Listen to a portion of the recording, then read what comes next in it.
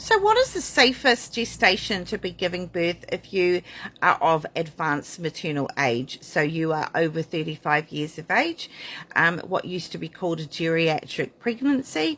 Should you be delivering early? Is advanced maternal age a medical reason for induction? And if so, at what gestation? What's it all about? Well, hi, I'm Fray, and I'm a semi-retired senior midwife and a best-selling maternity author, and welcome along. So we're going to deep dive into this because it's really important that you are in a position of feeling very informed on the topic before you consent to any medical intervention occurring with you. You must feel informed. In fact, if you are not fully informed, you are not properly consenting, because you can only consent when you understand the risks versus the benefits, which is what I want to go through today based on current research. Okay, so the primary reason that we talk about that there is talk about having an induction for advanced maternal age is specifically to reduce women's statistical risk factors for an unexplained stillbirth. So just what are those statistical risk factors? If a woman is aged 25 to 29 years of age, then her risk factor for an unexplained stillbirth is about 1 in 2200. For a woman aged 30 to 34 years of age, her risk factor is about 1 in 2150. So pretty similar. For women who are aged 35 to 39, their risk factor increases, and it goes up to about 1 in 1800. And then for women who are over 40 years of age, the risk of unexplained stillbirth jumps quite a bit, and it goes up to about 1 in 1300. Okay, now on the part 2 of this topic, I go into more depth around the statistical risk factors for women based on their age, but also their gestation, because how far along the pregnancy is impacts, and how far what your age is impacts those statistics, and we can break them down more. And you should really know that stuff before you're making the very monumental decision as to whether you are consenting to an induction or not. Okay, because the reason that you must understand those risk factors is because inductions themselves carry a significant level of risk factors as well. So the commonest risk factors, there's untold of them, but the commonest risk factors of inductions is the fact that it will typically lead on to an epidural, and epidurals themselves have a huge amount of risk factors from the statistical outcomes. So if you take, say, a cohort of healthy normal women going into spontaneous labor, and those that take epidurals and those that don't, some research on that I can give you outcomes on is that the women who decline the epidurals are 4 times less likely to have an emergency C-section, 1.5 times less likely to hemorrhage, 5 times less likely to be admitted to theatre, HDU, high dependency unit, or ICU, intensive care unit.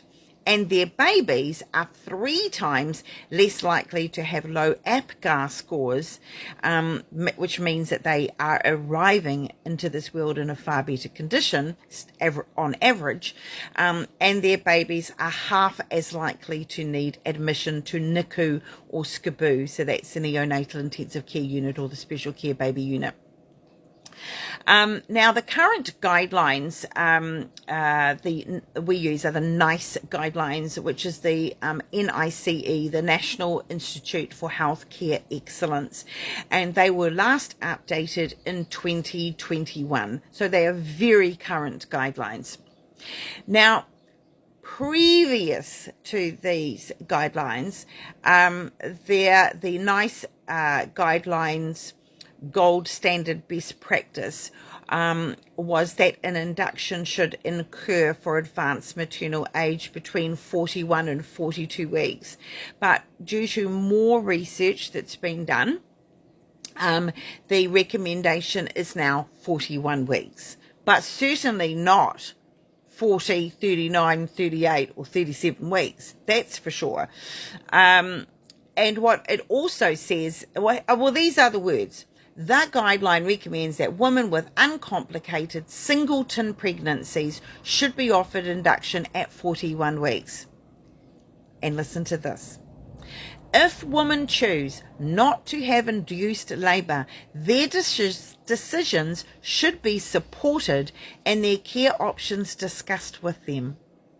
So in other words, you must never be in a situation where you're feeling coerced into being induced because of your age.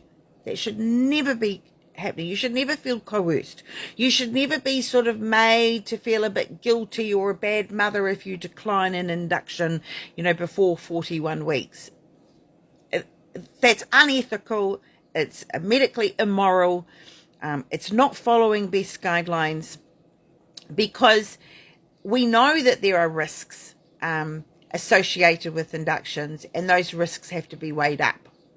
In fact, looking back to one of the two guidelines put out by the Royal College of Obstetricians and Gynecologists, their own words are, any beneficial effect from prevention of late antepartum stillbirth is reversed by an increase in intrapartum stillbirths and neonatal deaths. We're talking about inducing women.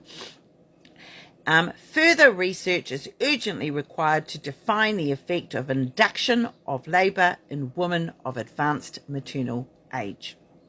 So any obstetrician who's out there just saying, oh, look, this is the right thing to do, and you're a terrible mother, or implying you're a terrible mother if you don't follow his guidelines of being induced at 39 weeks or 40 weeks because you're advanced maternal age, they are not following the guidelines. And this is a really common issue. Sadly, it's really common that obstetricians get into this habit of this is what they do, and this is what they recommend, or this is what their practice does, or this is what the local hospital does, and they've been doing it for years, and it's a routine, and they just induce everybody, and they're used to it, and that's what they do. And people are not reflecting on that practice and saying, but hold on, why are we doing it, and what is current best practice guidelines? There is nobody who will be pulling your obstetrician aside and questioning their induction rates for advanced maternal age. It doesn't happen. They sort of are able to operate doing what they want to do. So certainly feel empowered that you could look up the nice guidelines yourself and quote them to your obstetrician. Now, it is very different if the woman has comorbidities. So if she's, as I say, high BMI, Afro-Caribbean ethnicity, twins or triplets, she's got gestational diabetes, she's got preeclamptic toxemia. I mean, if there's other comorbidities going on or risk factors, then these are things that change that. We are talking about just a healthy, normal pregnancy. And also, it really does depend on that age of that woman. Is she 36 or is she 43? That's going to make a difference.